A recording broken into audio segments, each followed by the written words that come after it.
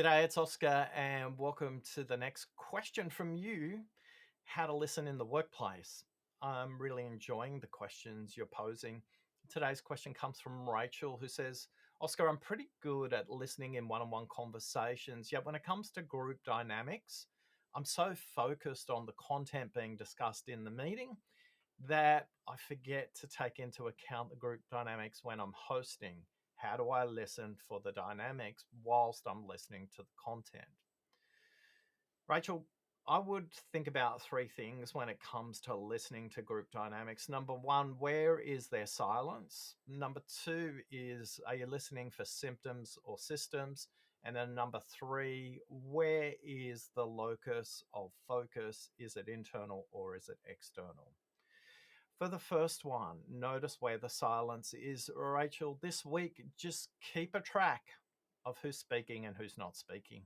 Typical dialogue and group dynamics, 80% of speaking will come from about 20% of the people who are experts in that particular topic at any one time. In that case, just keep a track. Notice who's speaking, who's not. Now, what's happening is for people to think out aloud, they speak.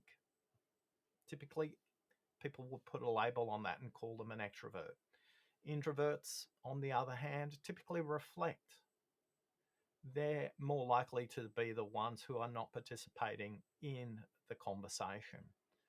For the first week, Rachel, just keep a track of it. Just notice it. Don't do anything about it. For week two, pose a question to those who haven't spoken. Make sure you get that in the first half of that period of time allocated for the meeting, rather than wait to the end where their opinion or their perspective may feel like a hand grenade. Now, to an introvert, asking them, what do you think, Rachel? Um, that might feel a little confrontational, might feel like a cold call. So simply ask them, what themes are you noticing? Or what themes haven't we considered? When you're operating the conversation at the thematic level, they are able to voice their opinion about themes rather than their personal opinion, which may create a little bit more confidence for them to think about it in the abstract rather than the concrete. Now, the second thing we said to do is notice, are they talking symptoms or are they talking systems in the group dynamic? I want to point out that neither is correct or incorrect. It is which one is relevant to the outcome of the meeting. Now, when we talk about symptoms, we're talking about smaller sequential transactional impacts. These are critical to build momentum and make progress. Equally, if all you do is talk about that, you may not be making the impact that you want to. Sometimes you need to notice systems. So, again, Rachel, week one, just keep a track. Keep a track and go, where's this at? What elevation is this conversation at? Is it at the transactional progress level or is it a more holistic level? Now, week two, what you want to do is bring some other perspectives into the conversation. What does this mean for another department? What does this mean for other projects? What does this mean for other people in which you operate within your organization? That will start to get the people thinking about this quite simply.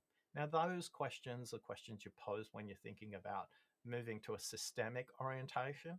And when you're thinking about a progressive or symptomatic progress, just simply ask, what's the one thing we can do by the end of this meeting? What's the one thing we need to agree on to make progress? Now, the third thing to consider is, where is the group orientated in their focus? A lot of group conversations tend to be very internally orientated. The project, the organization, the department, the team, the product, the service, the issue. Is that useful for the content? Is that useful for the outcome? You can pose a series of questions that broadens their perspective well outside the organization. You can ask, what does this mean for our customers? What does this mean for citizens? What does this mean for the competition? Equally, you can ask this question, what does this mean for regulators? What does it mean for governments? This will broaden the perspective of the team.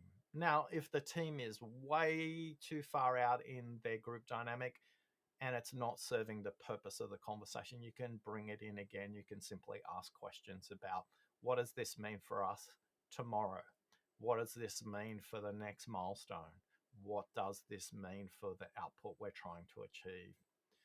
Now, those three things, Rachel, will give you an orientation around the group dynamics, and more importantly, not just what's present, but equally what's absent.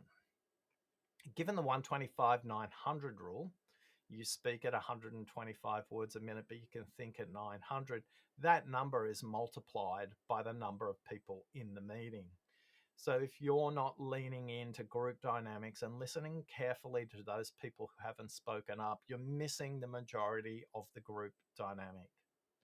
Rachel, I'll be curious to see how you go and apply this and what the results you've got. If you've got a question about listening in the workplace, whether that's individual, group discussions, face to face, or online, just pop a message in the comments below. I'm Oscar Trimboli, and I'm on a quest to create 100 million deep listeners in the world. And you've given me the greatest gift of all. You've listened to me. Thanks for listening.